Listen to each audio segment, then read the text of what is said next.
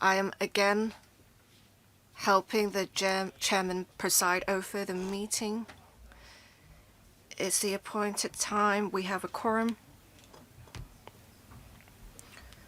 This session will run until 12:50. We have two sessions, two parts to this session. The Special Finance Committee sessions are to scrutinize the estimates in the 2026-27 financial year to make sure the funding allocated will not exceed that strictly necessary. Before members ask questions, please quote the reply number in the upper right corner, SB001. If members cannot follow up on the written replies at the meeting, you may raise the supplementary questions in written form and submit them to the Secretariat before 7 p.m. tonight. But the supplementary questions can only be on the written replies of the administration. I would like to welcome Mr. Tan Kung, the Secretary, and his team here. The Secretary will give a brief presentation and the members can ask questions. I will ask members to press the request to speak button now. There are 23 members who have pressed the request to speak button. They are qualified. Secretary, when you're ready. Chairman, in the draft estimates for the new financial year, the estimates of the Security Bureau and its 10 departments total at $57.2 billion, representing an increase of 2.3% from the revised estimates last year. The increase in expenditure can be mainly attributed to one-time expenditure for procuring equipment, for instance, the replacement of launches by the Hong Kong police force, expenditure for implementing new services and strengthening existing services, for instance, the provision of service at the new Hong Kong port by the Immigration Department and the Customs and Excise Department, and the increase in personnel-related expenses due to increments. I'm now going to introduce the different areas of work of the Bureau. Safeguarding national security is an ongoing commitment. In the wake of heightened geopolitical tensions, we will stay committed to our duty of safeguarding national security. The government will adopt a multi-pronged approach in our publicity and education efforts to raise public awareness of the significance of national security so as to encourage the public, especially the younger generation, to proactively shoulder the important mission of safeguarding national security. On law and order, the number of reported crimes recorded a 5.9% decrease in 2025 compared to 2024.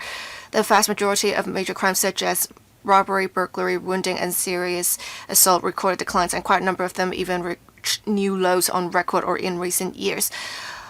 Although the number of deception cases still accounted for nearly half of all reported crimes, the figure has decreased by 1,268 cases as compared with 2024, representing a decrease of 2.9%. This marked the first decline since 2019.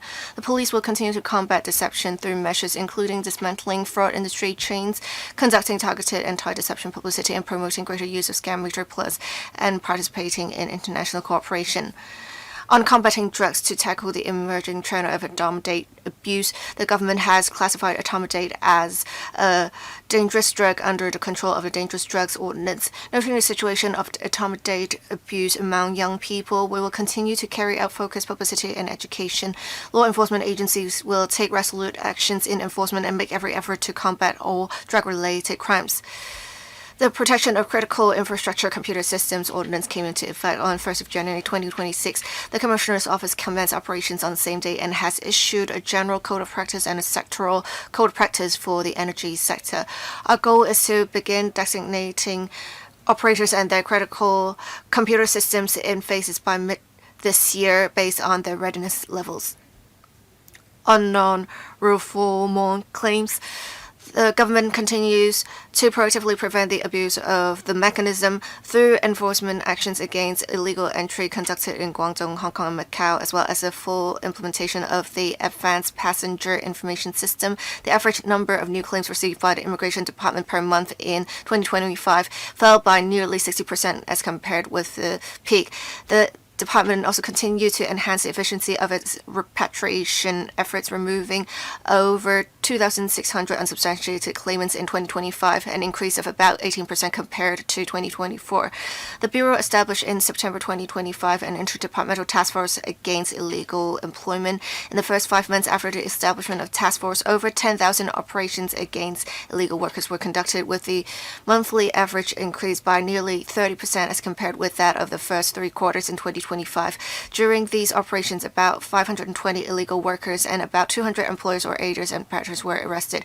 The task force will make sure to safeguard employment opportunities of the local workforce, facilitating the cross-boundary flow of people and to align with the National 15th Five-Year Plan. The government has been working closely with the Shenzhen Municipal People's Government in taking forward the development of land boundary control points between Hong Kong and Shenzhen.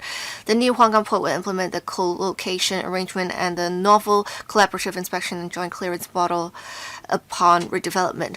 We will work with the Shenzhen government to proactively implement various preparatory tasks and strive for early completion in getting the new Hong Kong port ready for commissioning within the current term of the government. We will have Hong Kong's first contactless clearance pilot established at the Hong Kong-Zhuhai-Macau Bridge Hong Kong port in the second quarter of this year, achieving unimpeded immigration clearance.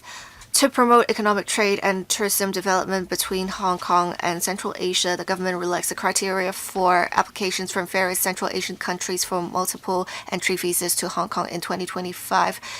To provide further facilitation, the government expanded the immigration facilitation scheme for visitors participating in short-term activities in designated sectors to cover 5 new sectors in November 2025. As of end 2025, this scheme had benefited over 46,000 talents. The Interpol General Assembly will be held in Hong Kong at the end of this year.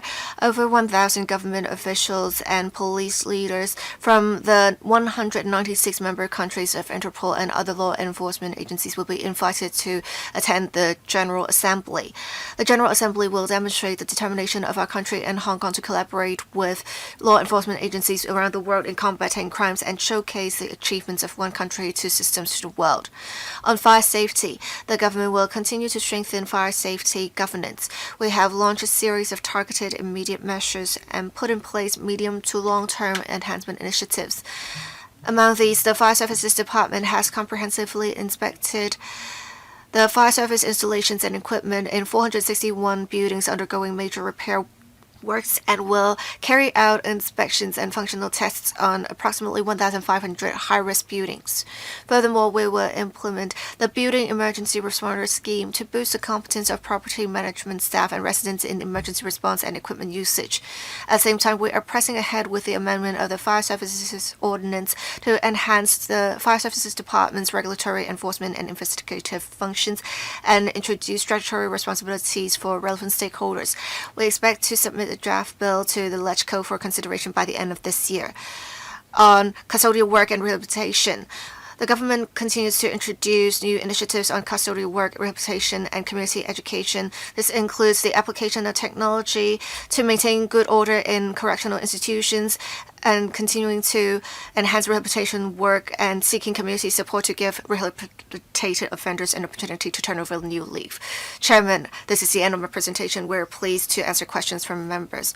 All right, including me, there are 24 members who would like to speak. I will assign a 4-minute time limit. If we observe the time limit, we should have everyone speak. Let me read out the order in which the first 10 members are going to speak. Mr. Chris Ip, Mr. Lam Man Kwong, Mr. Chu Let Wen, Ms. Christine Fong, Dr. Thomas So, Mr. Wu Yingpeng, Mr. Lau Ka Ko, Mr. Ken Wong, Mr. Chen Pok Chi, and Mr. Chan Hok Fong. Mr. Chris Ip. Thank you. I want to follow up on 144 about rehabilitated offenders, how they can readjust to society. I can see from the reply with Project PATH, we've seen the participation rate increase from the 63% in 2021 to now a much higher percentage. And we have the recidivism rate much lower at 0.4%. It is far lower than the 22.4% of other discharge offenders. This is a very good scheme, and I would like to praise the efforts of the Bureau. Apart from those who are already convicted, we have 7,000 arrested persons who have yet to be prosecuted. The Bureau launched earlier a special project to help some of the individuals to go to the mainland to learn more about the country and be rehabilitated. I want to ask about this special project from its launch to now. How many people participated in the project? How many people completed the project and were considered rehabilitated? How many of those taking part in the special project committed other offenses and were prosecuted by the judiciary or law enforcement agencies? I also note that Mr. Hinström was invited to be a mentor by the Bureau, and it has really generated discussions in society. I think it's good that we have now public attention on the project. Apart from Mr. Hinström, does the Bureau have plans to invite other individuals or implement other measures to enhance the attractiveness or the effectiveness of the project? Thank you. Secretary, thank you, Chair. For those arrested or prosecuted during the Black Clad violence, we have the Project PATH. For those arrested but are not prosecuted, about 2 years ago, we launched this special project. We want to have this project so that those who have participated in our activities or other events we have co-organized with other organizations so that they learn more about the country and they understand better the national security situation, and to give them a perspective of looking at past events, and if they truly repent, we can deal with it other than initiating court proceedings. But of course, all activities have to be undertaken under the legal framework. As for those who have participated in the project, whether they have been rearrested, we have not seen such cases yet. As for how many people participated in the project, how many people completed the project, as you said earlier, we have taken quite a discreet approach with this project. In the past 2 years, we have had quite smooth implementation. We're at this stage where we want to have more public attention to encourage more people to join, but it has also led to some people wanting to identify the relevant participants to cause nuisance to them, to really impede the project. So I think it is probably good that we do not disclose certain details. We have different sectors, individuals giving their support to the project. Some have shared their knowledge in life planning, some have been lost and they share their experience, and we think these are quite effective. Many of the participants actually wrote their feedback to us and telling us how they were incited and they very much regretted it. We have seen quite good results so far, in essence.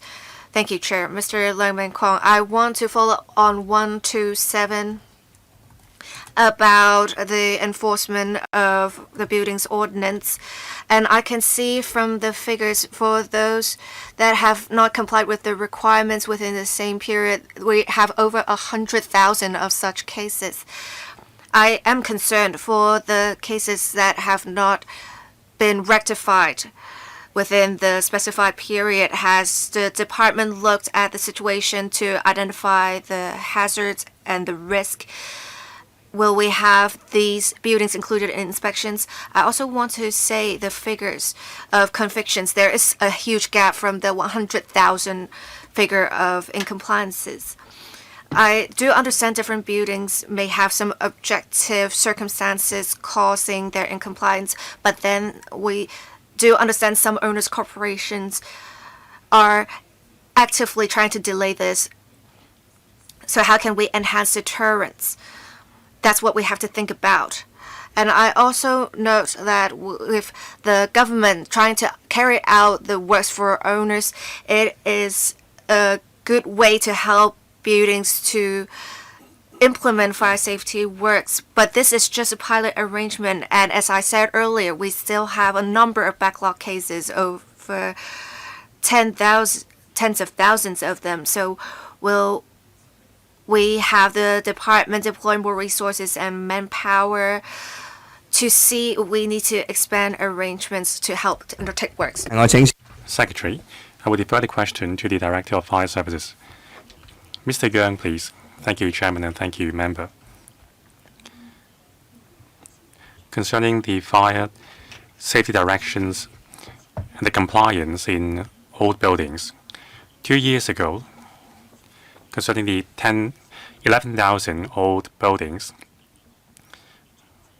we have been taking forward the operation in 4 stages. Now, in the past, one case manager would follow through the entire process, and that's not satisfactory. Now, by way of figures, there are 4 stages, and in the first stage, we focus on buildings where there is no owner's cooperation and they could not find any contractor. The second stage is approval of plans. The third stage is commissioning of works. Now, before works can start, the OCs need to communicate with various departments, including the water supplies department, for gaining entry to the building. The fourth stage is reception and examination. Now, for the first stage, 637 buildings have completed the first stage. That is, we have matched the contractor with the buildings and established an OC for them. Second stage, for inspection and approval, we have completed 1,507 buildings, so 90% of the buildings. For the first stage, 257 buildings have obtained all the approval from the other departments for works to start. For the final stage, including examination and reception, we have completed 103 buildings. So through the 4 stages, progress has been made for all 4 stages, and the improvement is to the extent of 100%. Now, for implementation of defaulted works for the owners, we have completed 2 steps before. We have engaged a consultant to conduct the pilot scheme on 16 buildings, and in the second quarter of this year, we'll have completed the work for the first building, and we will continue with the work. Mr. Chu Lab-Wei. Thank you, Chairman. I have 2 questions. First, 161, my own questions, and the other one is from the Chairman, 164. 161, Hong Kong society is facing a serious issue of aging population, and there is an increasing demand for emergency services. Now, when I serve the Southern District, there are very often that there are 2 ambulances attending the district. Now, in year 2021 and 2022, the government has engaged a consultant to conduct a comprehensive review and study on the situation. Now, has the work been completed? Are there already recommendations to ensure that when there are more summoning calls for ambulance services, the services can still cope? 164, according to the paper, 437 cases of smuggling of contraband through land boundary control points has been detected. Now, it is a great challenge for the CNED. There are criminals using these methods to avoid detection by the police. So concerning collaboration with cross-boundary e-commerce platform to inspect the contrabands, what's the progress, and can the government conduct more targeted inspection for businesses with multiple records of breaches? I will defer the questions to the Director of Fire Services and the CNE. Mr. Yeung? Thank you. Concerning the reports concerning the ambulance service capacity, there are some recommendations, including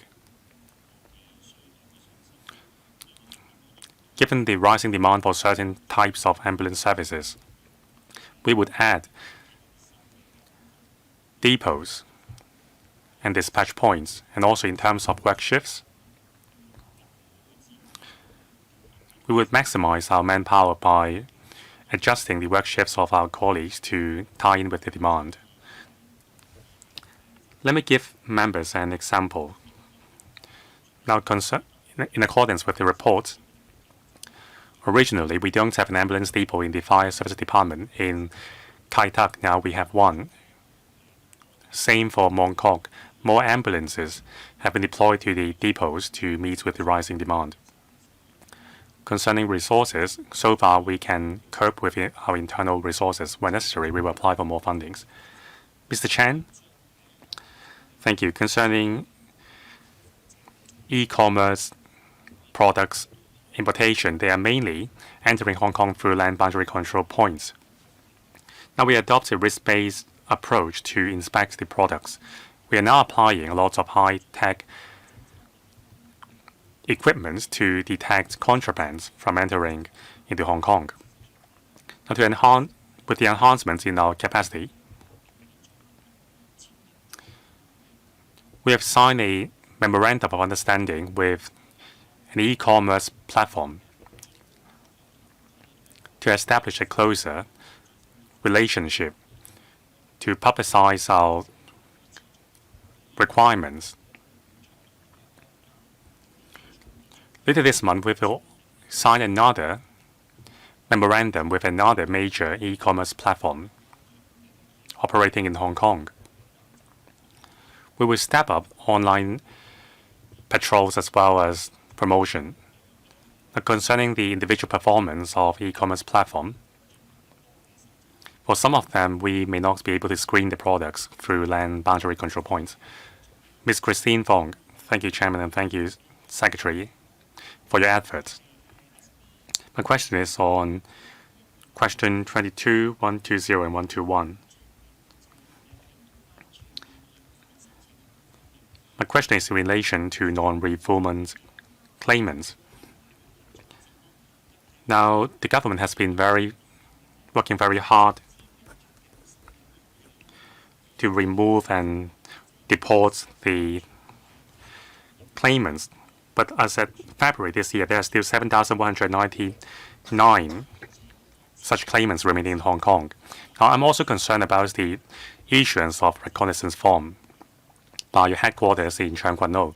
Will you enhance the security, including CCTV, near the headquarters in Tseung Kwan O? The other question is on fire services department, fire safety. Now, the number of non-fulfilled fire safety directions, there are some 65,000 of them. Now, every year, the government can only conduct defaulted works for the buildings for some 25 to 26 buildings each year. Now, what's the basis of selection and priority? Is it based on the age of the building or the capacity of the owners? Now, you mentioned that there are 4 stages, and you have arranged some 11,000 buildings to undergo these 4 stages. Now, from establishment of OC, engaging a consultant, approval of plans, inspection, that's too slow. Would you consider a one-stop platform for dealing with the issue, because we don't want to see another major fire? In terms of building maintenance, I fully agree with the Secretary that the Internet of Things fire detection pilot scheme is cost-effective.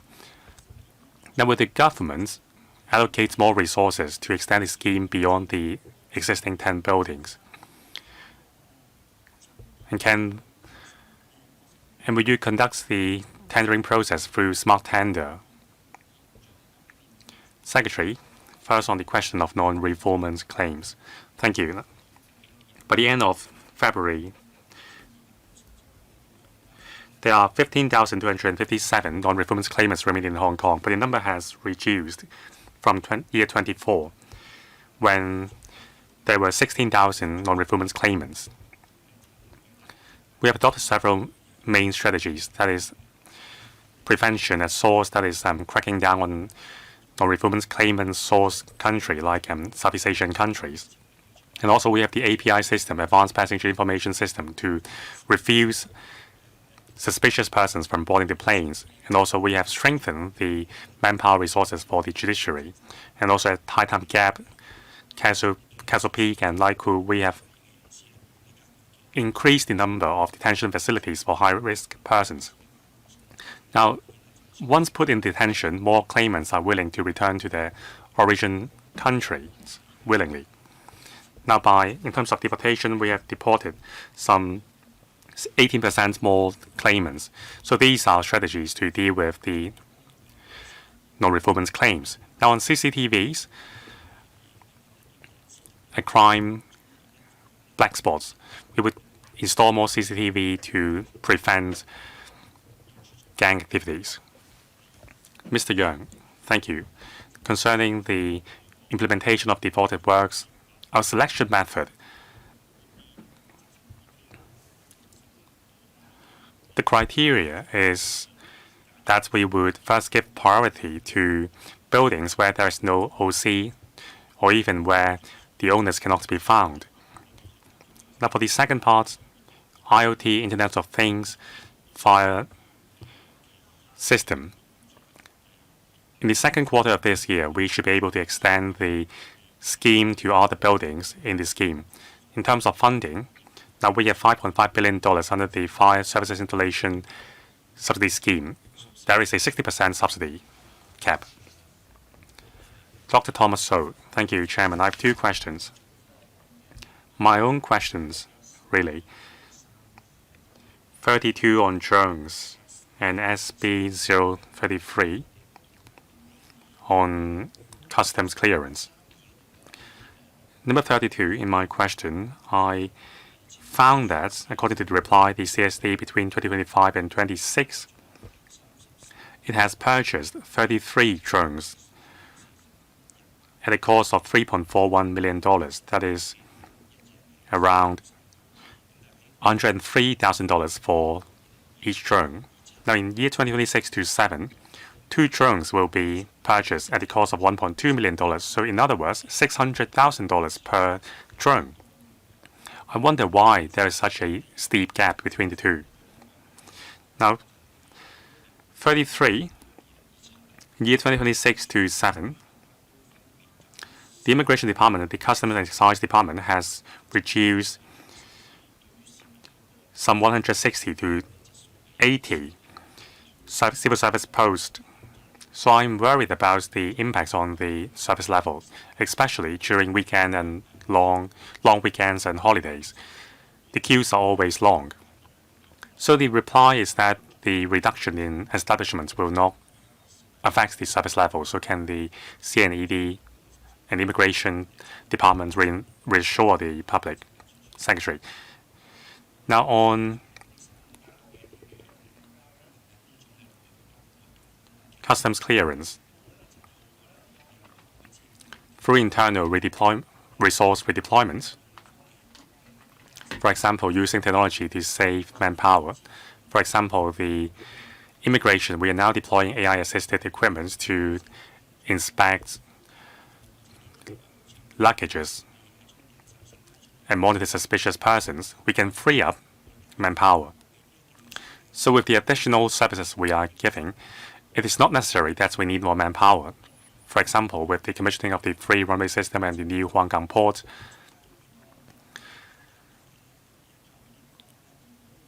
we don't need a lot of extra personnel to man the additional counters. Now on drones, I would defer to Mr. Wong, Director of CNS, Commissioner of Correctional Services. Now the drones. Last year we were using first-generation drones. Now we are moving on to second-generation drones. There are new functions. For example, in the past we didn't have a hangar for drones. Now we have a hangar which can support beyond line of vision flights. And also they come with additional image analysis system which can enhance its functions. So that explains the difference in price. Dr. Thomas So, any follow-up questions? None. Mr. Wu Yingpeng, thank you, Chair. Thank you, Secretary, for the presentation. I want to ask about 041, my question. It says in the reply, the Fire Services Department will continue to review the operational strategy in major fires, and we will deepen cooperation. We have deepened cooperation within the Greater Bay Area. Will you provide training to both Guangdong and Hong Kong firefighters? Will we have more joint drills of cross-boundary rescue operations to enhance efficiency? Have we saved in the allocated expenditure for measures of this purpose? Secretary, I will answer the questions. We have an emergency response cooperation arrangement between Guangdong, Hong Kong, and Macau for major disasters such as floods.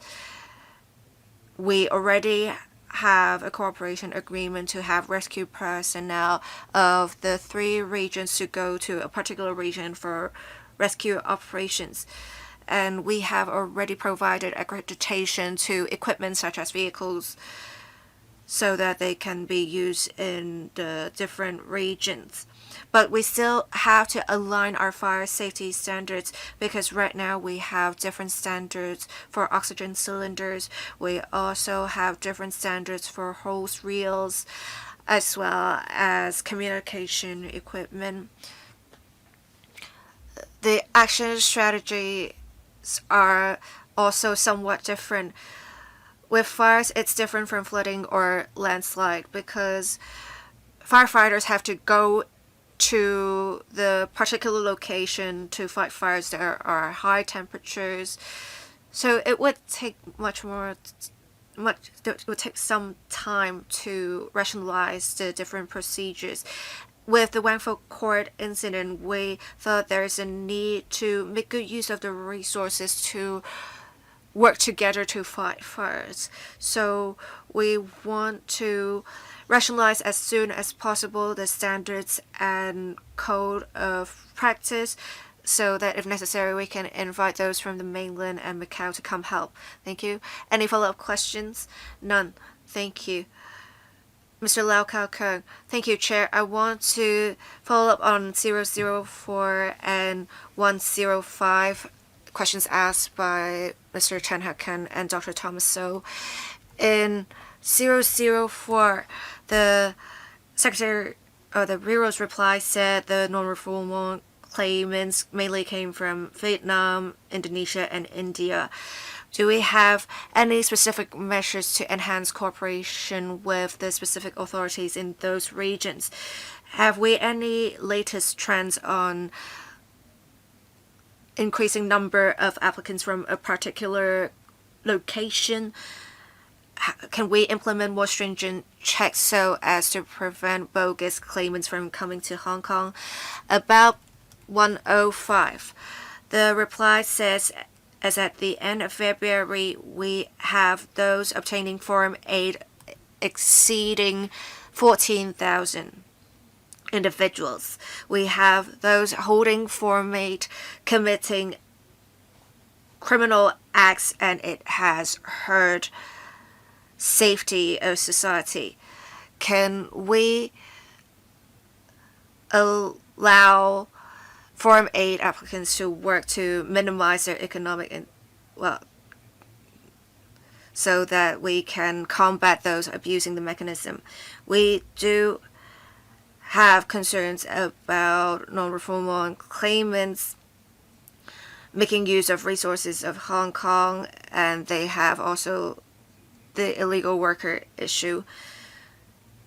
We have the top 3 regions being Vietnam, Indonesia, and India, where the non-refoulement claimants come from. We have been working with consulates and law enforcement agencies of the regions closely to intercept intelligence so as to prevent bogus claimants, such as claiming they are coming here for tourism.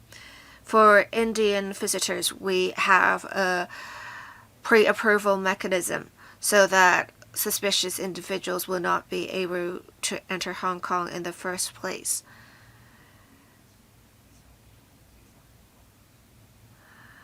With repatriation, we have been working with not only the 3 regions but also other regions closely to expedite repatriation. We need to verify identities of individuals. We also need the individuals to have travel documents to go back to the home countries, and we would like to thank authorities of different regions to have their officers to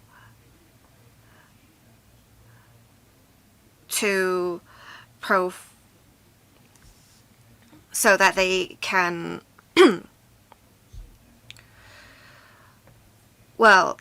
so that they can be repatriated as soon as possible.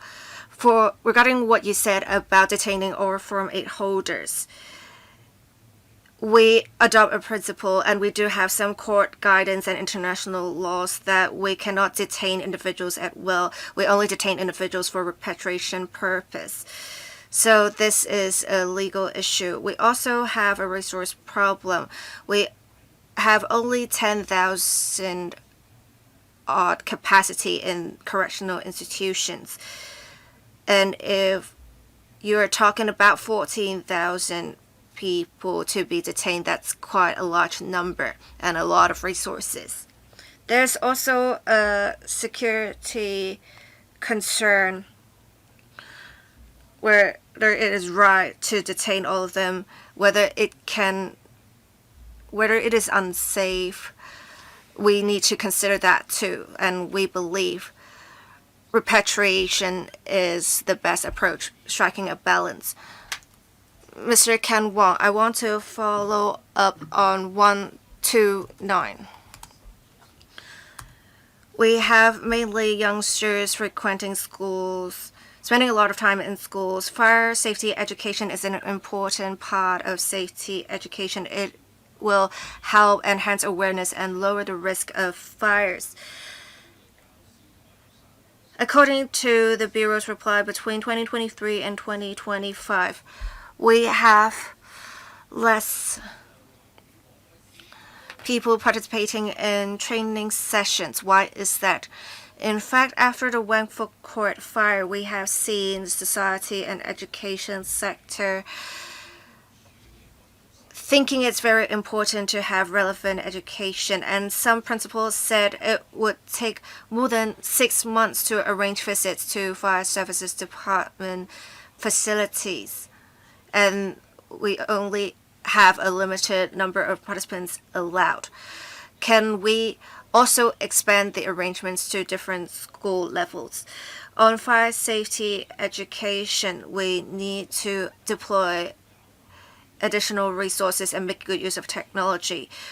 We have approximately $2 million spent by the Fire Service Department on fire safety education, making use of VR technology, and to set up disaster experience centers in Wanchai and Changquan-o. Will we be able to have fire safety education available online on websites or mobile apps so that citizens can learn such knowledge? Thank you. Secretary, who's going to answer the question? Director of Fire Services, please. Thank you. We may have a minor decline in the number of seminars held in schools, but then we have also conducted some courses for students on being emergency responders. Apart from holding seminars, we want to provide more emergency responder courses in schools. An important part of this is to teach students how to use the AED and how to do CPR. We have a sub-scheme launched last year teaching secondary students to use AED machine and to do CPR. So the specific figure may actually be similar, except that we have categorized them differently now. We want to have emergency responder arrangement in schools because they are quite comprehensive. It would tell students what to do in emergencies when there is serious rainfall or when there are traffic accidents.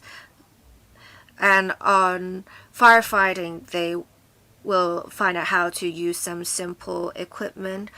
We have already been providing such courses in secondary schools, and we now have 10,000 odd students taking such courses. The disaster experience centers will be completed next year. We will have some VR facilities to provide a more immersive training. We hope to have not community individuals to learn more about emergency response and firefighting, as well as to generally enhance awareness.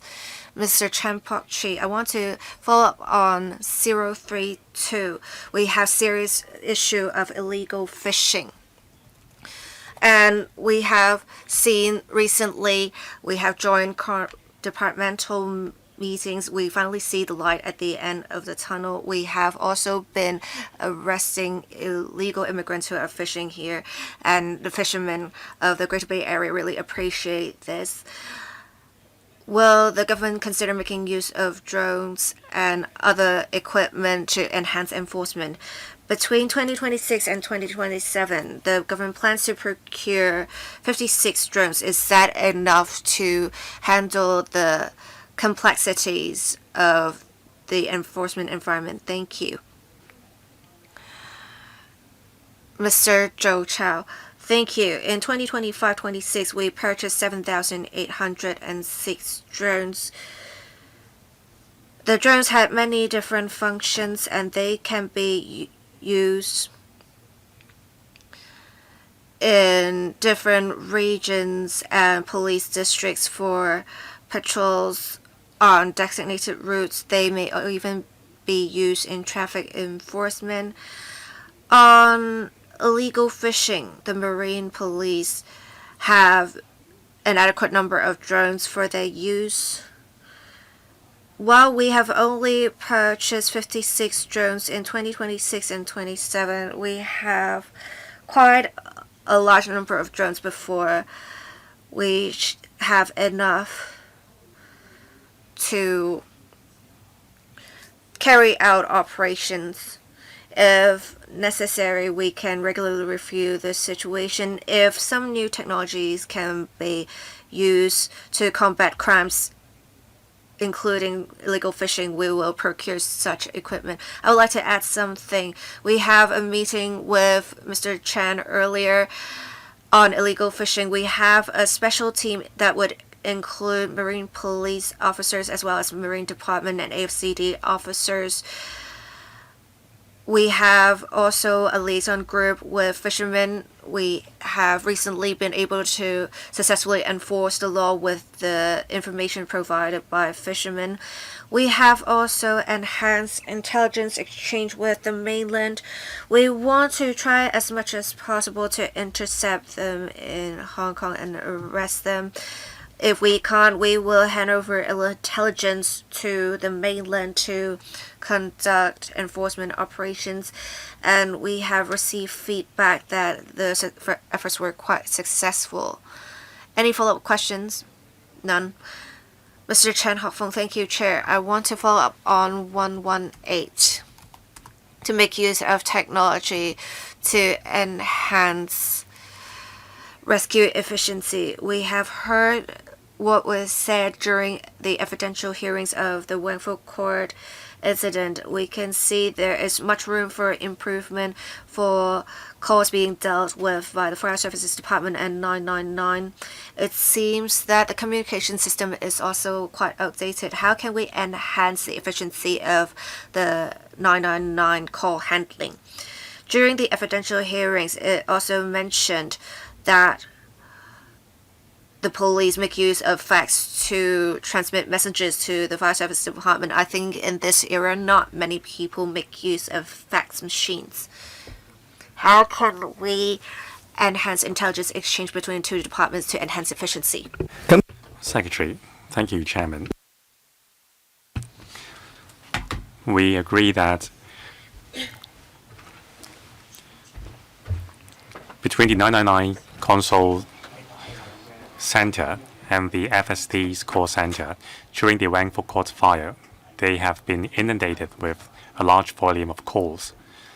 Now the police has some 200 lines opened for emergency calls. For the FSD, there's 30. We think there's room for improvement. First of all, on the FSD's part, in the next 1 to 2 weeks, we will increase the number of lines from 30 to 300. Now, they may not come with command function since that's more complex, but they will be able to at least receive calls and pass on the calls to frontline officers. Second, in the next 3 to 4 months' time, we will add an additional 18 to 20 emergency lines for fire calls. By then, we'll be able to double the number of lines operated by the FSD to 70. They will come with full functions.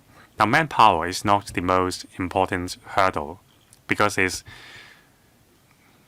not a problem to deploy an officer to man the line. It's just the number of lines that's the hurdle. Now, the fourth command system will be able to operate starting next year. After that, we'll be able to enhance the capacity to more than 100 lines, all come with dispatch services and functions. Now, the next area is concerning the cooperation between the police and the FSD. Let me explain. When there is a fire, the police colleagues would upgrade the call to a conference call if the nature of the call is about a fire, so that fire services department colleagues would be able to hear the information, to listen to the information as well, including the location of the fire and the situation of the fire. This will facilitate fire services deployment simultaneously.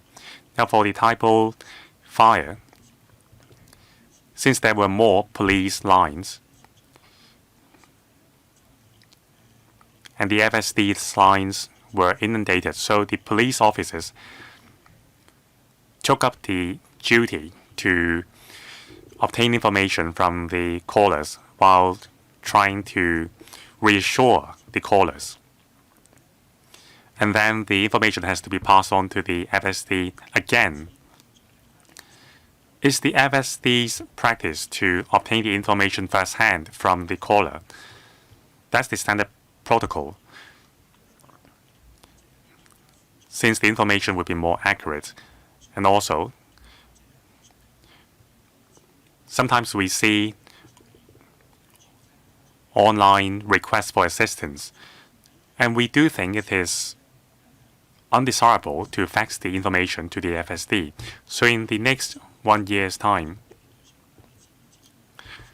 we will establish a mechanism to pass on the information we have obtained electronically to the FSD. Now, after upgrading to the 4th generation command system, we will be able to communicate to the FSD even more efficiently. Mr. Chan Pui Kong. Thank you, Chairman. My question is on 160. The government's flying services about the procurement of spare parts and helicopters. I think our country is very advanced in aircraft manufacturing. Now, is the government's flying service procuring aircraft from mainland manufacturers or foreign manufacturers? If that is the latter, what's the reason? Will there be a timetable to gradually switch to aircraft produced by the country?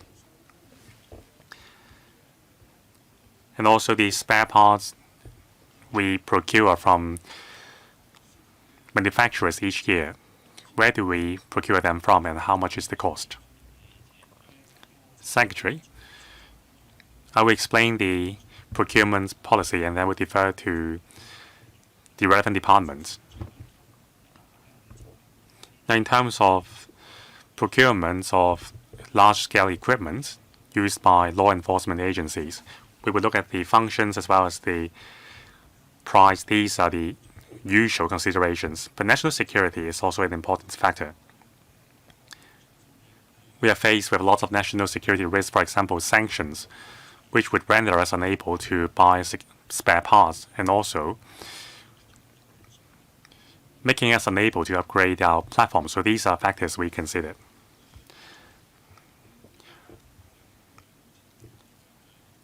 Mr. Lip, thank you. There are 4 types of aircrafts we are using, including 2 fixed-wing aircrafts and helicopters. So these 4 types of aircrafts are procured from foreign countries, including Canada, Austria, and France. Now, helicopters deployed for operations by us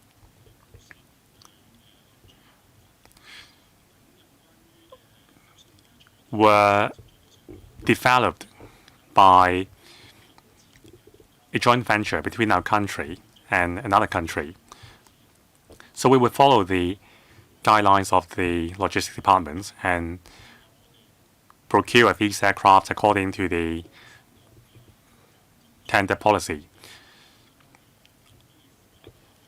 Our operations require a very robust quality for the aircrafts, and we need to follow the international and national standards. Now on spare parts,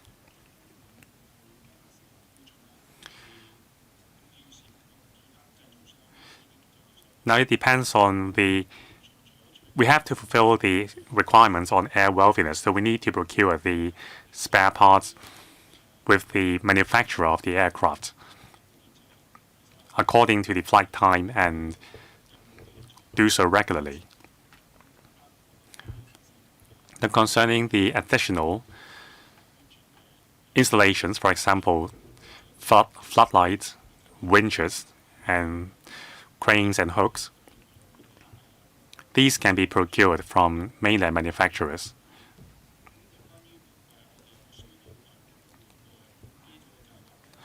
Now concerning replacing our fleet, it depends on the roles and functions of each type of the aircraft.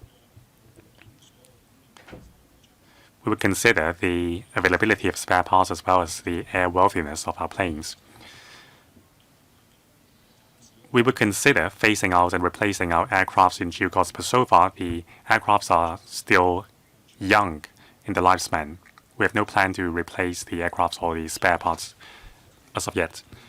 Mr. Perry, thank you. My own question, number 43. Chairman, since the opening up of Shuttlecock Frontier Closed Area, I've been eager to see a group-in, group-out tourism model for the Chongying Street. Now, the government said that through the task force, there is study and negotiation ongoing between the two governments. But where is the pain point? It is a very attractive place for local people as well as visitors. It seems that we are yet to close the deal. Now, I thank the Security Bureau for being proactive in opening up the closed area. Now, after the completion of the Robin's Nest Park,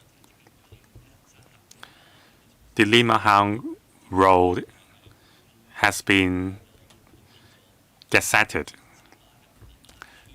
to exempt the entrance of public minibus to end without a closed area permit. That would facilitate hiking activities. So can we further relax the requirements there? For example, for coaches with fewer than 29 seats with A01 license, can they also be exempted so that more organizations and groups can organize study tour into Limahang? Limahang is a place steep with history. There are bunkers as well as another miners' museum. It can create synergy with the larger Shuttlecock area. Now, the most ideal approach is to fully open up the frontier patrol path between Lima Hang and Shuttlecock. Secretary, thank you. First of all, let me reiterate. Now, the Chongying Street in Shuttlecock is a checkpoint. It is not a boundary control point. Since it is too small, now those with permits can cross the checkpoint at Chongying Street. Now, besides, in year 2025, we have been gradually opening up the area. Now, basically, the Shuttlecock area is fully opened up. There is not a quota. You just need to apply to go in. In 2025, some 110,000 visitors have visited the area. Now, I know the industry is advocating the model of group in, group out, since it is a small place. Now, we are now exploring the matter with the industry. But there are issues, including the law as well as security, that we need to consider. But we already have some pilot schemes in mind.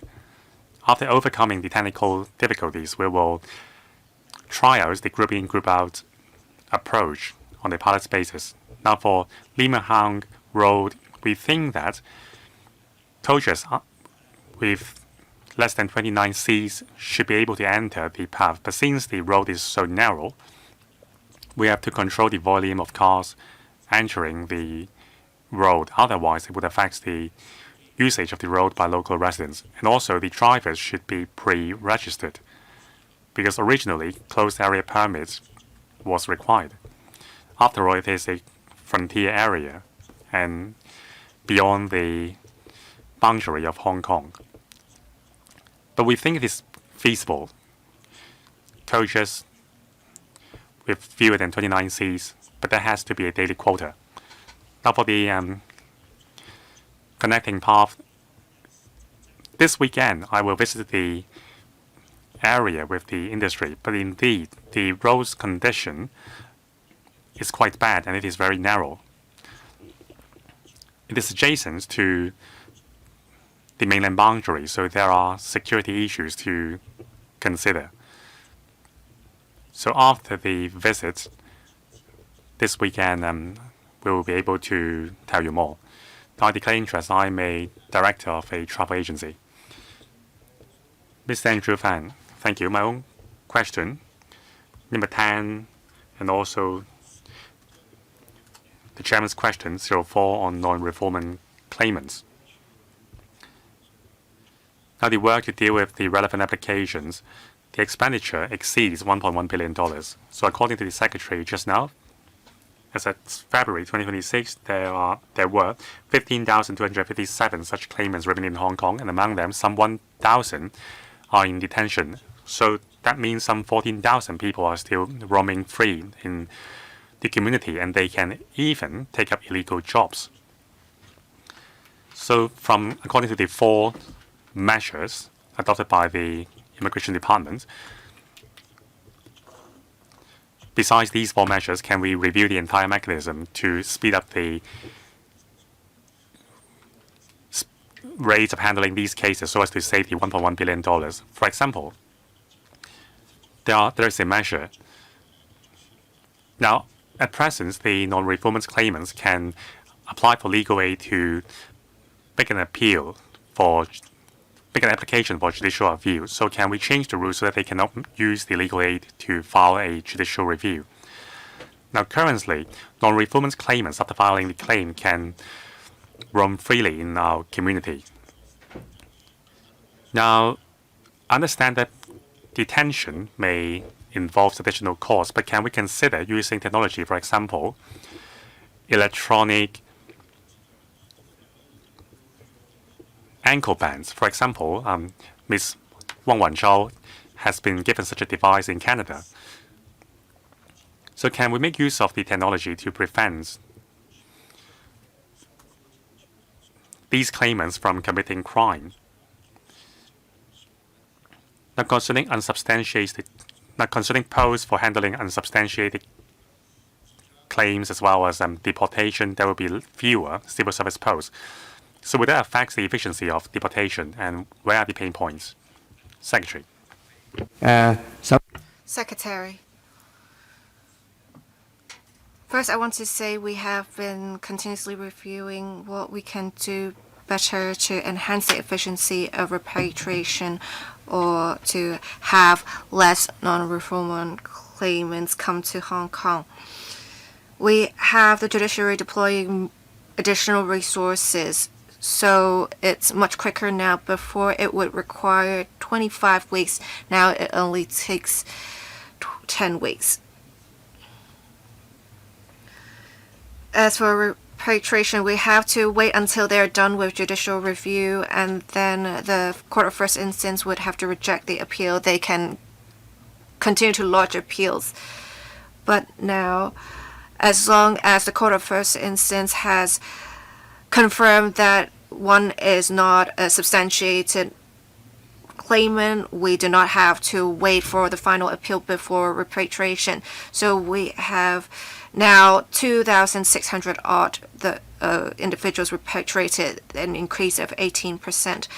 We are spending $1.1 billion.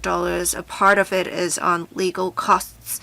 According to court judgments, it is said the government has the responsibility to provide legal assistance to claimants, as this is a request made by the court, and we practice rule of law in Hong Kong. We have to follow such requests.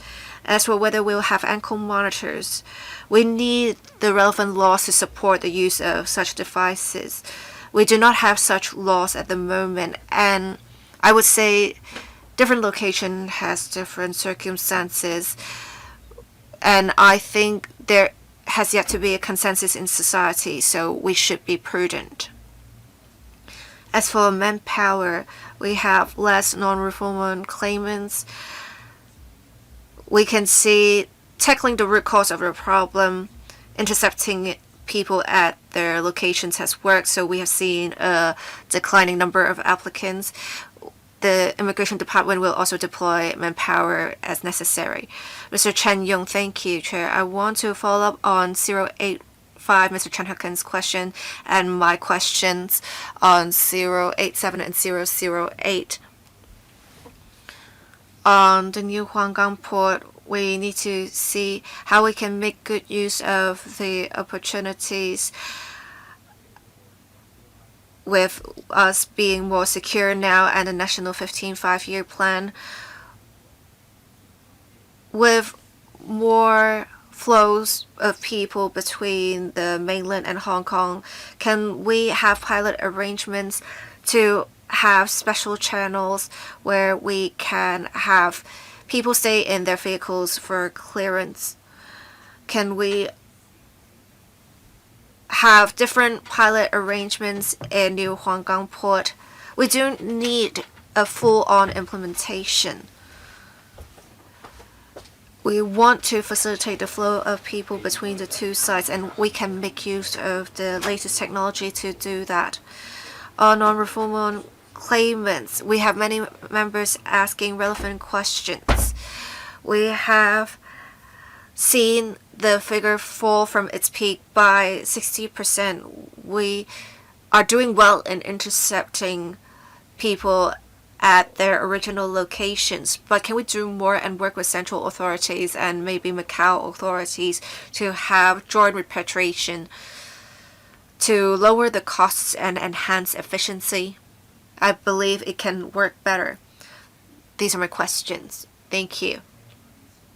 Secretary, thank you. On the new Huanggang port, we expect at the end of this year, before the end of the current term government ends, we can commission the new Huanggang port.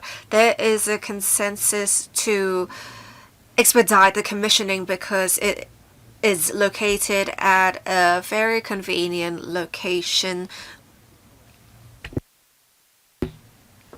and it With the new Huanggang port, we can have the clearance times greatly reduced from 30 minutes to 5 minutes, and we will make use of the collaborative inspection and joint clearance mode, and one can produce their ID once and they can complete clearance procedures for both sides.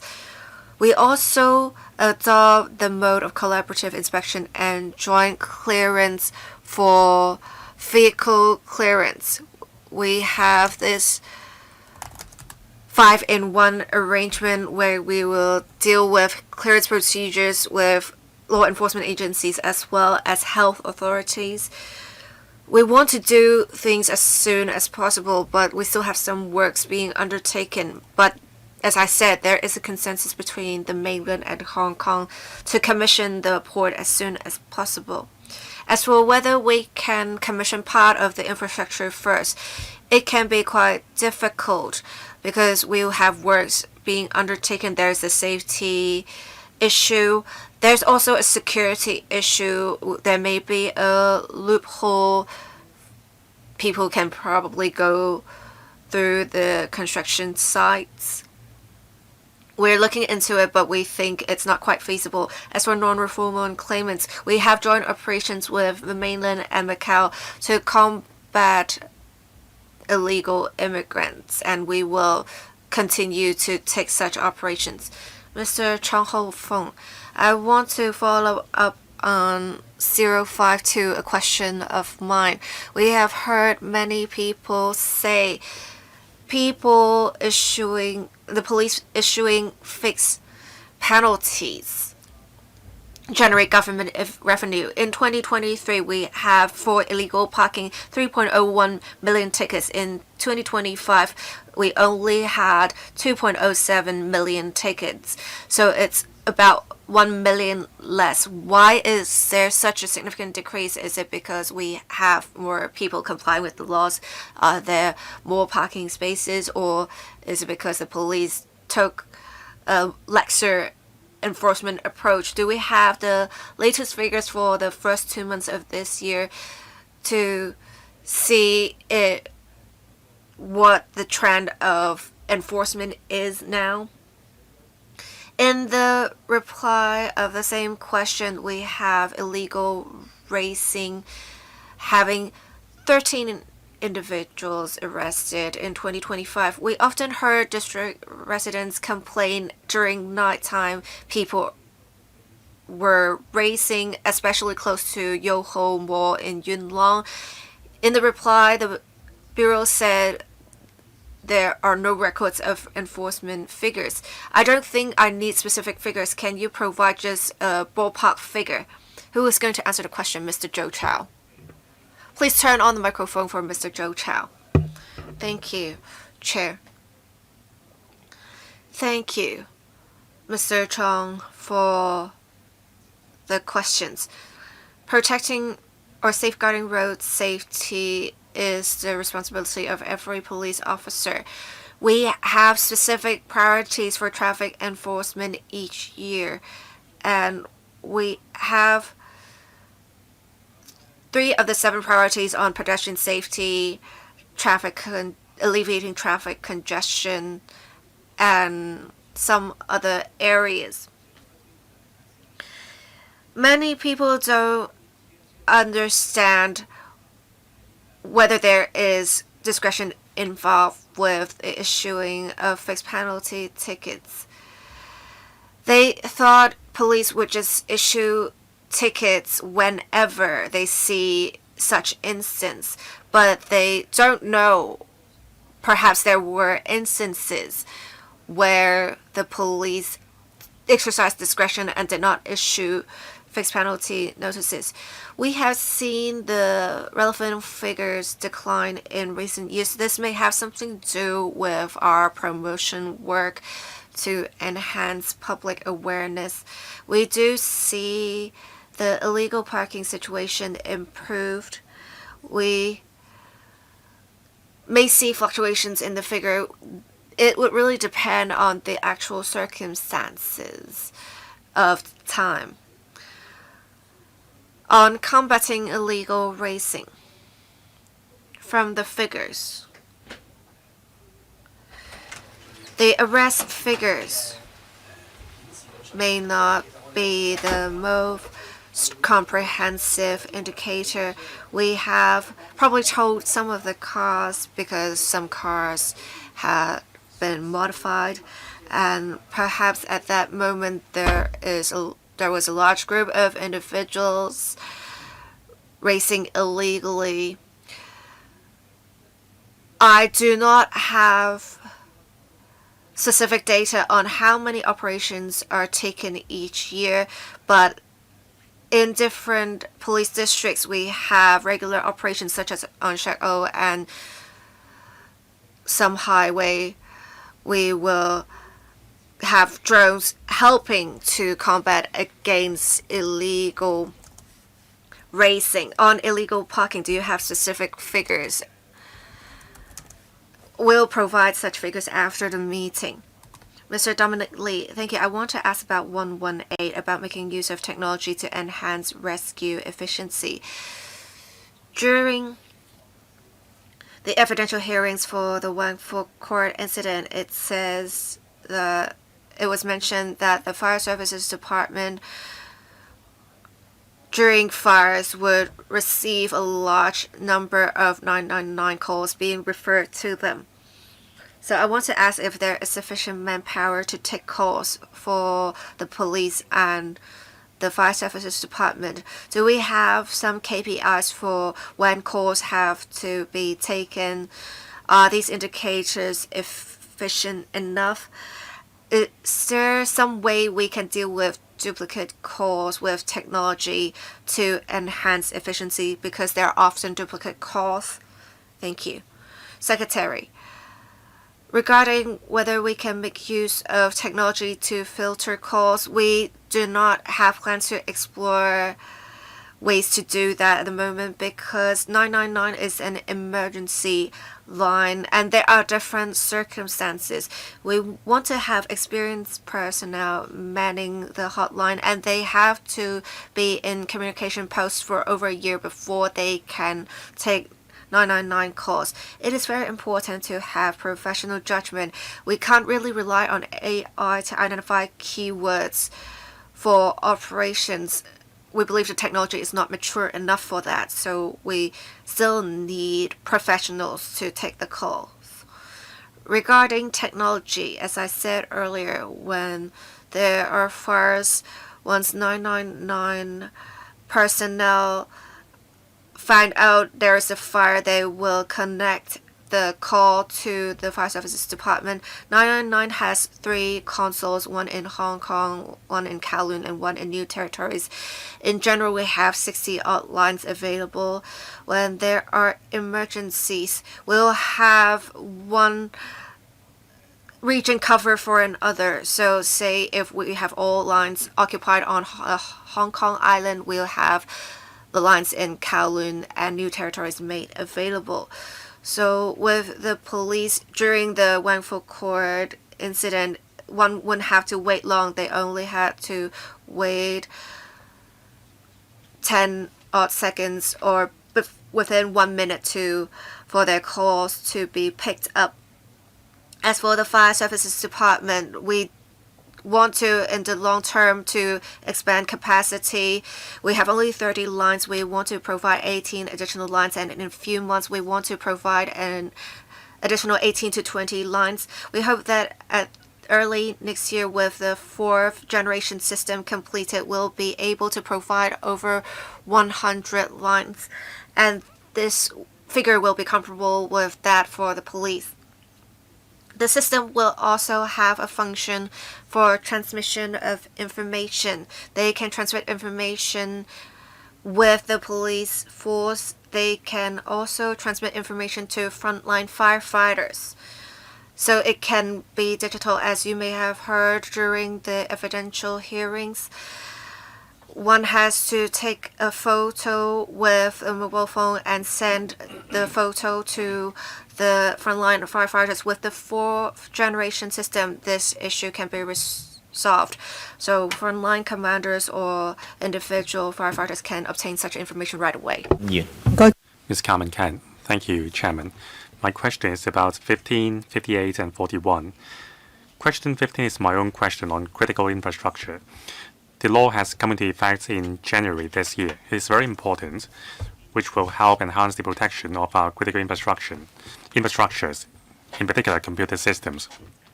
Now, the Secretary said starting from the middle of this year, the law will be implemented according to the readiness of operators. Now, there are practical guidelines in place, or there will be practical guidelines in place for individual industry. So will the law only be implemented after the guidelines are ready? Now, 58 about the overall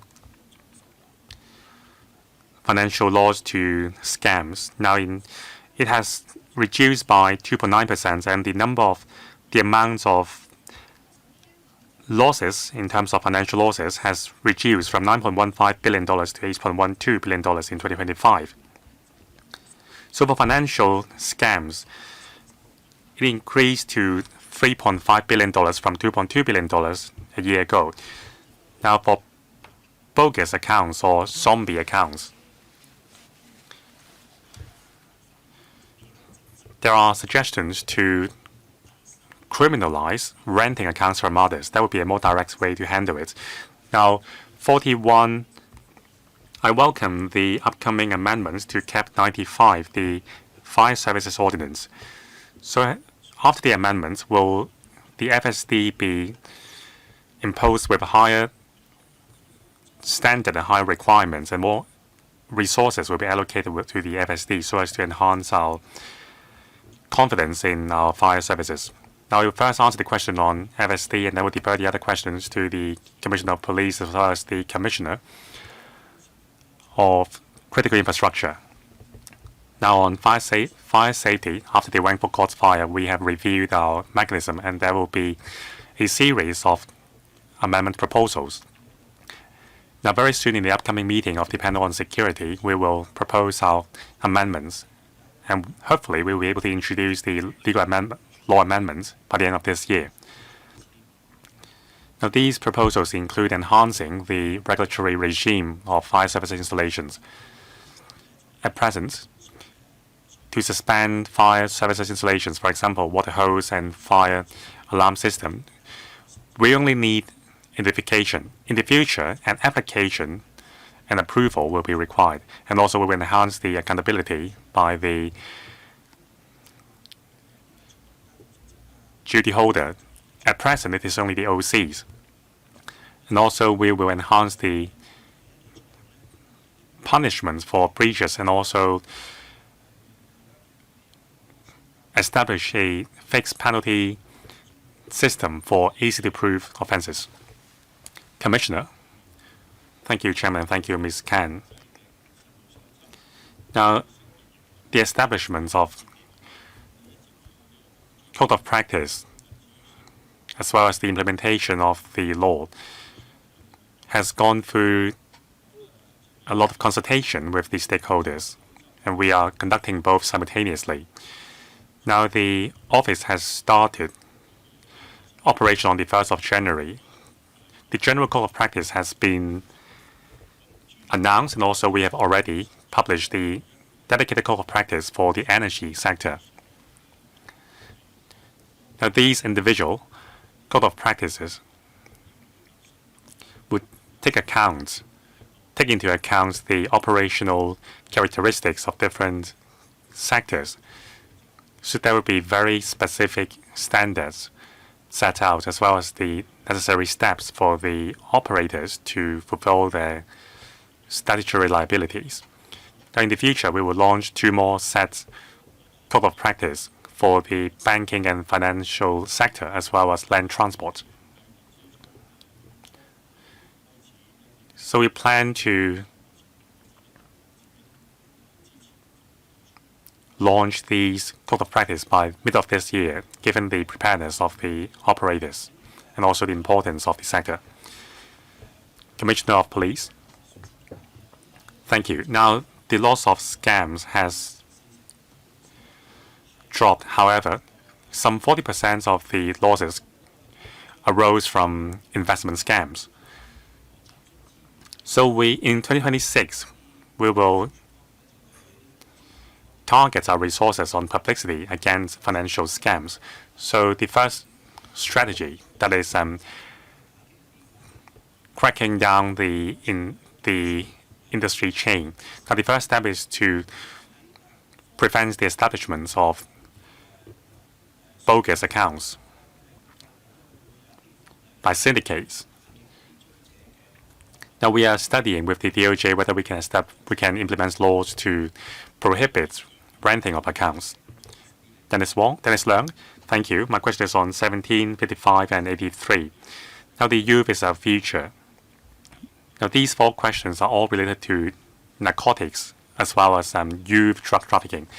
Now considering the figure, young offenders on drugs, age 10 to 15 and age 16 to 20, these two groups, in the year 2025, there's been an increase in the percentage. However, resources has reduced. Now in 2024, it was $45 million, and last year it was just $40 million. Now, for serious offences, in 2024 to 25, there's been an increase of 56%. 59 about intimidate. The age group 10 to 20, the increase is 2.5 folds. Overall speaking, the increase is 2.8 folds. Now, number 83, young persons trafficking intimidates 10 to 20, increase from 3 to 24, 21 folds increase. Possession, 55 to 144, 2.5 folds increase.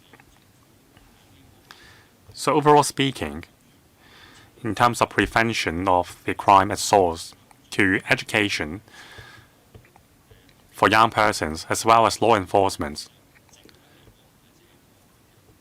and also follow-up work on convicted persons.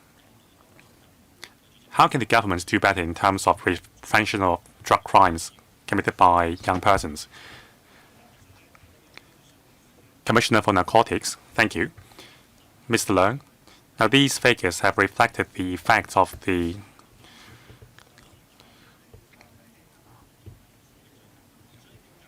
law passed yesterday. Now it has effectively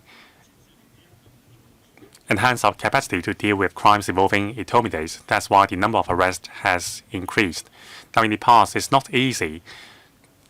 There's a conception that if you take intimidates in private, you will not get arrested easily. Now we have proven that this conception is wrong. Now the courts have also rendered imprisonment sentence or probation order or mandatory drug treatment courses for intimidate offenders. Many young persons have been fooled by criminals that intimidate is not that harmful and it is not an easily detected crime. So these figures have proven them wrong. We will continue to make efforts to educate the public. It's not just the Security Bureau's purview. We are working together with the Education Bureau to launch different exercises. Now, this year, 2025 to 6, we have added intimidate as a category of voluntary drug testing campaign in schools. Early last year, we have also launched an anti-spatial week in campuses. In the future, courses as well as training courses for teaching personnel, we will also include intimidate. Through our efforts, we hope that we can greatly slash the number of young persons taking intimidate. So on that, the narcotics division will continue to be the coordinator. Mr. Bill Tang, thank you, Chairman. My two questions are on 109, non-performance claims, and also the expenditure, and 128 on fire services installation.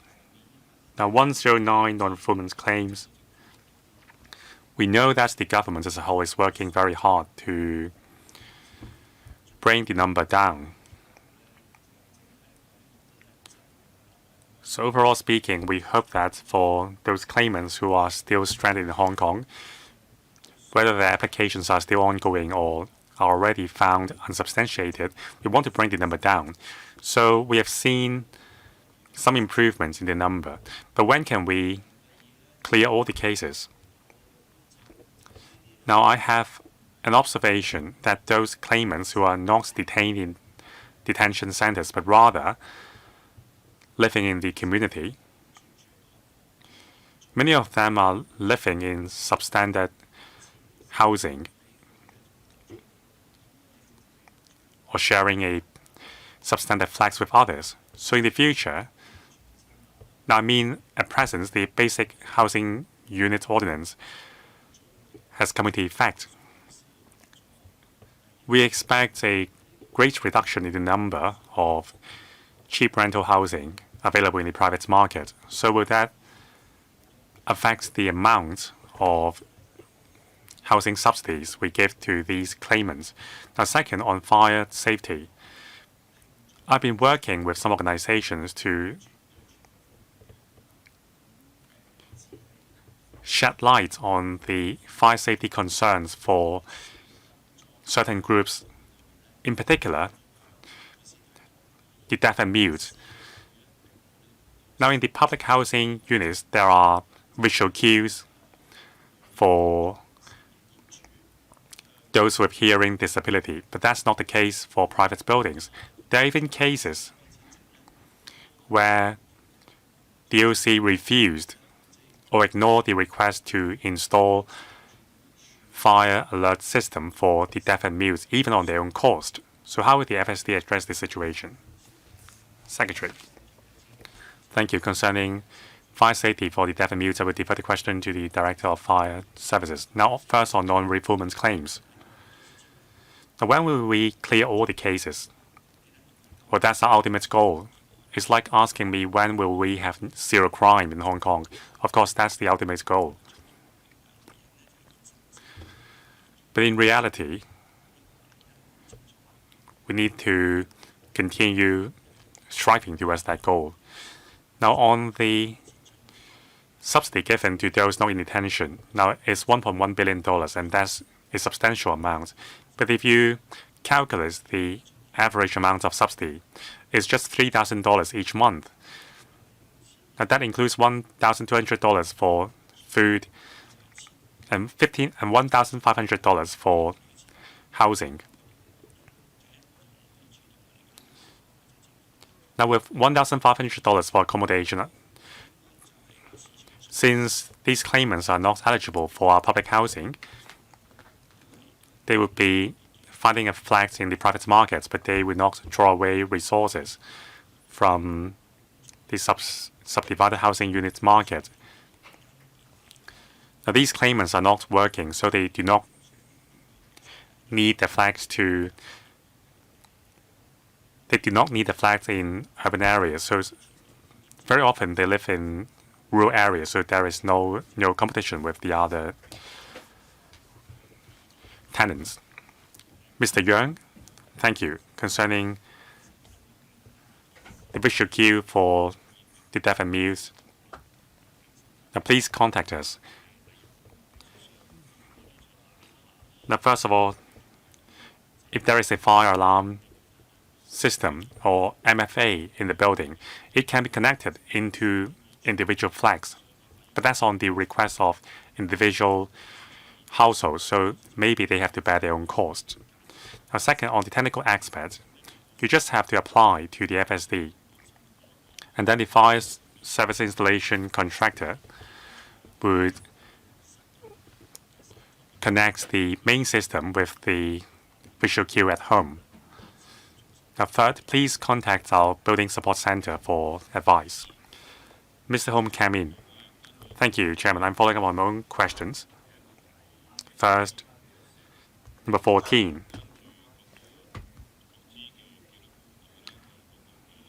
That's on the establishments for different disciplinary services. Now, I've received complaints from my friends working in disciplinary services that the manpower is seriously underwhelming. So how many more manpower we need to fulfill the need if there is underwhelming manpower, how can you fulfill all the pledges? Next question, 121. That's on the fire safety of Hong Kong's old buildings. According to the government's reply, as at the end of December 2025, the compliance status of target buildings with fire safety directions issued by the FSD, and there are still 11,000, or rather there are still 10,982 buildings which have not complied with the directions. So what's the next step taken by the FSD? And concerning the 3 new buildings, since the owners lack the organization skill to comply with the directions, then what can we do?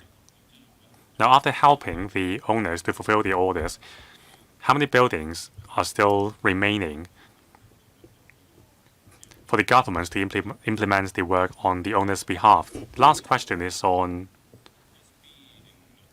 question 162. Now that's on cracking down on offences in relation to building maintenance. Between 2020 and 2025, through the one-stop hotline, 66 cases have been reported. That's over 5 years' time. So on the good side, it means that we are a very clean society. However, according to the reply, the police does not keep record of the relevant conviction number as well as the amount of money concerned. I don't quite get that. Can I have an explanation? Secretary, on 121, I will ask Director of Fire Services to answer the question. I will ask the Commissioner for Police to answer 062. I'll answer the question on overall manpower.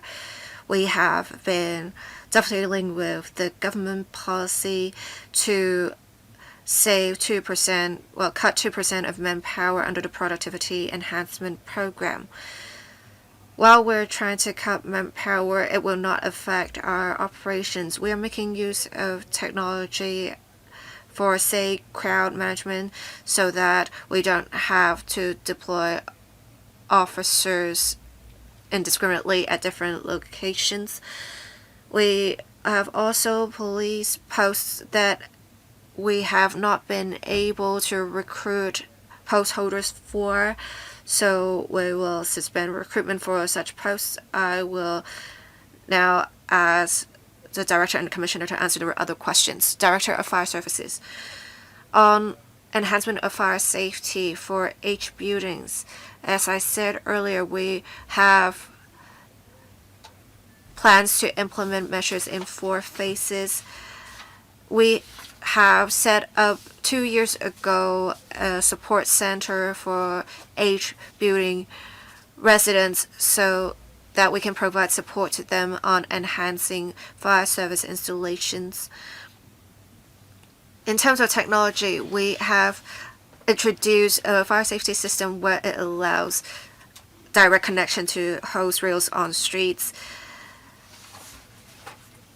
All right, Commissioner, about the Reno Safe scheme.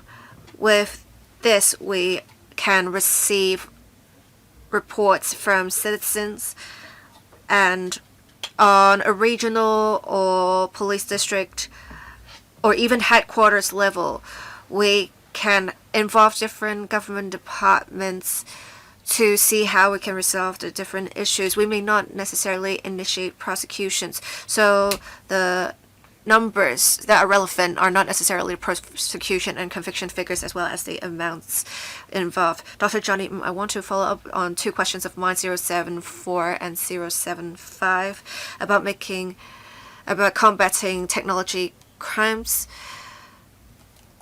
We have seen some education efforts. We have seen figures of deception cases declining. But with the technology crime squad, we have seen 4 officers less in the establishment.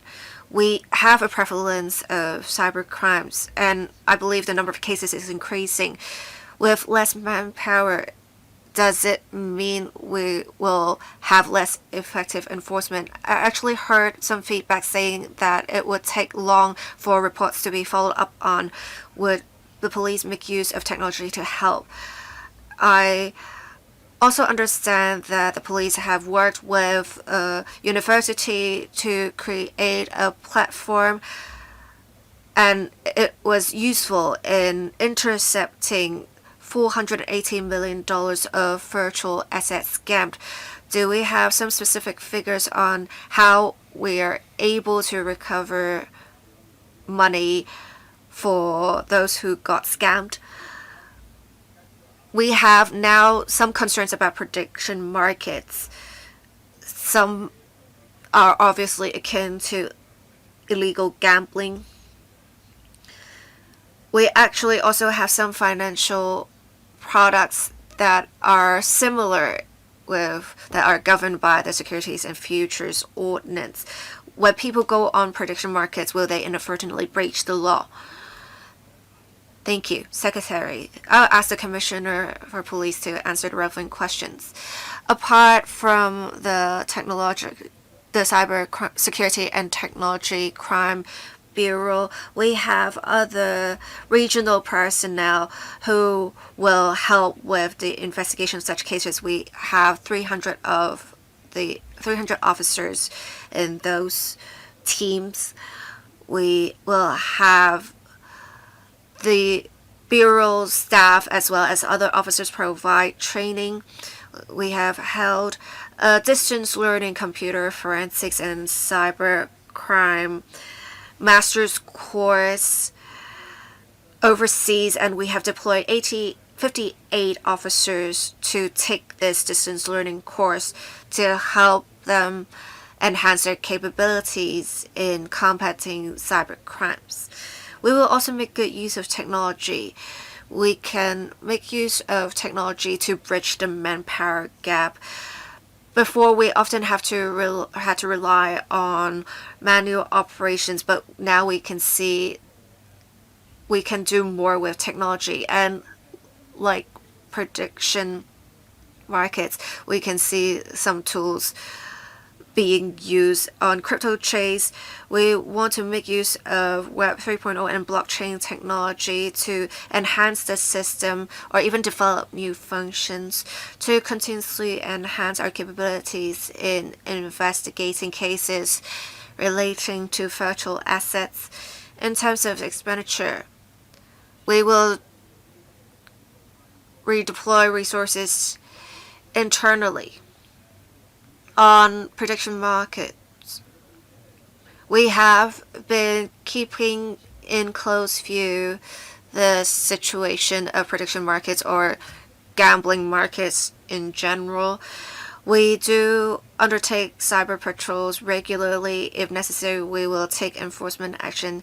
If necessary, we will consult the Department of Justice for advice.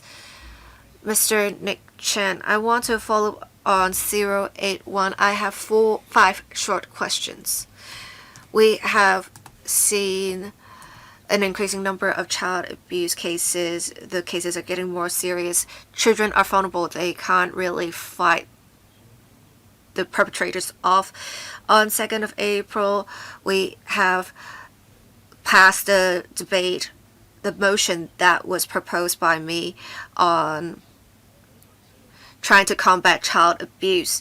Will the government deploy resources to legislate as soon as possible? Will we consider increasing the penalties to increase deterrence? Will the Bureau have specific provisions on cyber exploitation, deepfake, and other related offenses? Will we also introduce the offense of failure to protect the individuals? And will the next step be a comprehensive review on the provisions relating to sexual offenses, not just for children, but also for adults? We have some provisions that are biased towards a particular sex, so perhaps we should have more sex-neutral provisions. Secretary, Thank you, Chair. Mr. Chen mentioned the offense of failure to protect, and we already have a mandatory reporting mechanism that should achieve the policy intent of offense of failure to protect. We can give it some time to see if there is a need to enhance the relevant provisions. The Law Reform Commission announced a report on review of sexual offenses in 2019. In 2022, they issued a further report, and some of the recommendations made have already been implemented. We have the offense of voyeurism. We also have the registry for sexual offenders. Before the end of the current term of government, we hope to complete all relevant legislative amendment exercises. For those that do not need legislative amendments, we will deal with it with other measures. The legislative amendments would have to make clear some definitions, and the second is to be sex neutral. Some offenses are considered to have only male offenders, and with changes in society, we have to respect there are changes. We also need to make sure we protect youngsters and mentally incapacitated persons. 70 odd recommendations were made by the Law Reform Commission, and we are working with the Law Drafting Division of the Department of Justice to draft relevant legislative amendments. We will make sure to complete the relevant legislative amendment exercises within this year. We are also consulting stakeholders at this moment. Thank you. Professor Priscilla Leung, I want to ask about 045, that is the chairman's question, as well as 144 of a question of Mr. Chen. I very much agree with the approach taken by the Bureau to have positive guidance project. After some major political turmoil with offenders who have been imprisoned, especially youngsters, it is very important to help them reintegrate into society. I have actually received some requests for assistance. They have received emails even after they have gone on to study in the UK, and they feel very disturbed. It is very important to make sure we provide some sort of counseling and guidance afterwards. We have good activities such as bringing these individuals to the mainland to learn more about the country, but can we do more? For example, to have clearer data and records. Next, I am very concerned about security issues relating to data breaches. Recently, we had a data breach with the United Christian Hospital, and we have the Smart View program as well as protection for critical infrastructure. We have some contractors who are outsourced with certain operations. We need to make sure there are no data breaches like the one at United Christian Hospital. So how can we work with technology companies in the mainland to make sure we have some baseline available secretary? About the computer system of the government, the Digital Policy Office has some baseline requirements to make sure data won't be stolen or breached. For the hospital authority, we have critical infrastructures covering 8 sectors, including health care sector, energy sector, as well as the financial sector. for critical infrastructure, the protection of which has a stringent institutional responsibility on prevention and reporting. I believe with this we have adequate protection of critical infrastructure. I will now let the Director of Correctional Services Department. Mr. Wong, thank you. Concerning convicted persons during the blacklead violence, we have the Project Path program.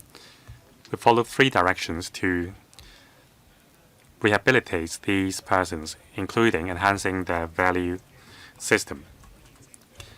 Now, the first direction is to educate them on the history of our country as well as civic education. Second, restoring their value system. 3, rebuilding their family relations. Now, according to the reply, since the launch of the program in year 2021, as the 28th of February this year, altogether 1,325 people who have participated in the blacklead violence have received help from the Project Path, and the results are admirable.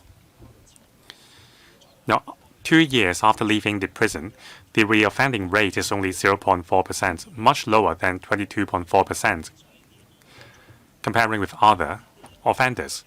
Now, despite the low reoffending rate, we don't want to see any of them recommitting crimes.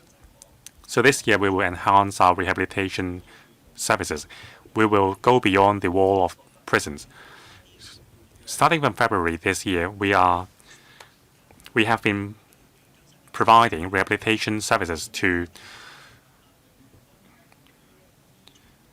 offenders who have already left prisons. We are organizing mainland tours for them so that they can understand the developments of our country. Besides, we will also enhance our services on life planning. We will arrange more social workers as well as psychological experts to follow up on these cases. So overall speaking, we will allocate more resources to help these rehabilitated persons to integrate with society. Now, I'm the last one to speak. I'm following up on my own questions, number 4, 44, and 85. So this question has been asked on my behalf by many colleagues, non-refoulement claimants. Now, over the past several years, the laws have been amended and there are additional administrative arrangements as well as collaboration with consulates. Now, in 2014, there were 4,000. 2015, 5,000 cases.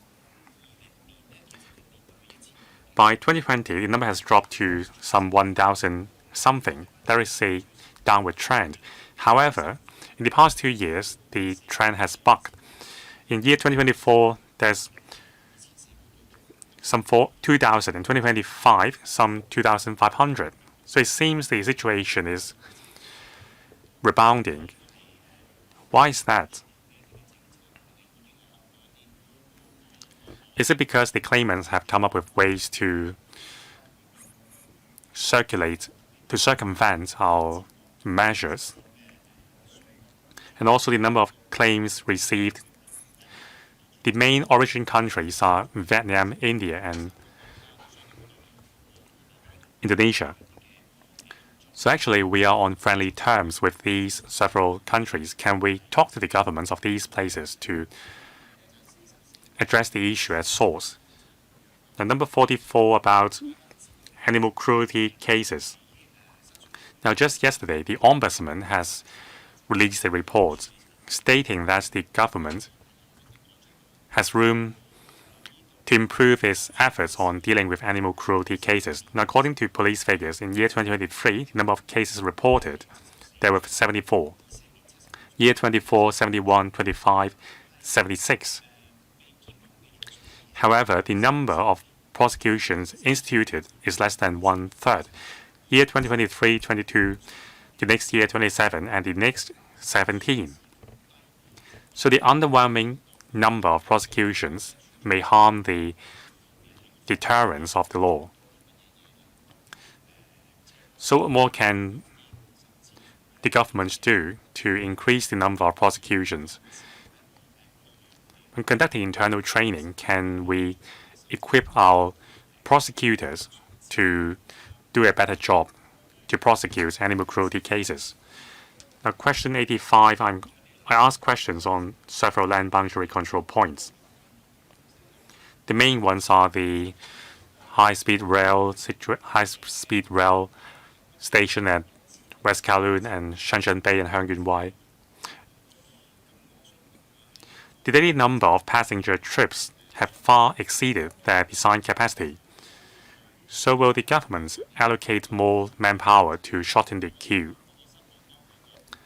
And after the commissioning of the new redeveloped Wangang port, will it be able to alleviate the pressure on the other BCPs? Thirdly, can we disseminate information to visitors and travelers to help them choose BCPs with fewer visitors? Secretary, on animal cruelty, I will defer to the Commissioner of Police for BCPs and my other colleague. Concerning non-refoulement claim numbers and our work with other countries, as you have said, we have a very close relationship with the local consulates as well as the law enforcement agencies with Vietnam, Indonesia, and India. We share intelligence so as to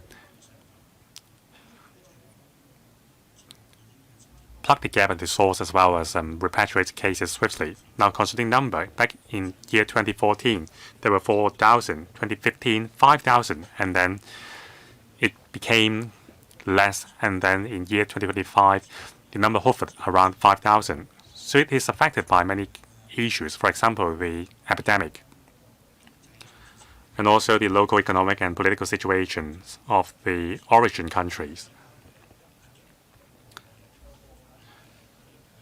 And also the joint operations we have conducted on cracking down on illegal immigrants. So since the establishment of the mechanism, the number has gone down from 4,000. Mr. Chow and Mr. Kwok, please be brief. Thank you. On the number of prosecution on animal cruelty cases, yes, the number is not particularly high, just 30% of all the cases reported. Indeed, it is more difficult to get evidence for this kind of cases. And very often, the cases happen in private premises, and they are not captured by CCTV. And it's very difficult to find witnesses to give testimonies. So besides prosecution, prevention is also important. So under the Animal Watches program, we have done many things. We are extending the program to secondary and primary schools. There are animal care corner to raise the awareness of students on animal care. At the same time, we are enhancing the professional capabilities of our colleagues. So for our police cadets, in the cadet program, similar elements have been included to raise the sensitivity of our colleagues against animal cruelty crimes.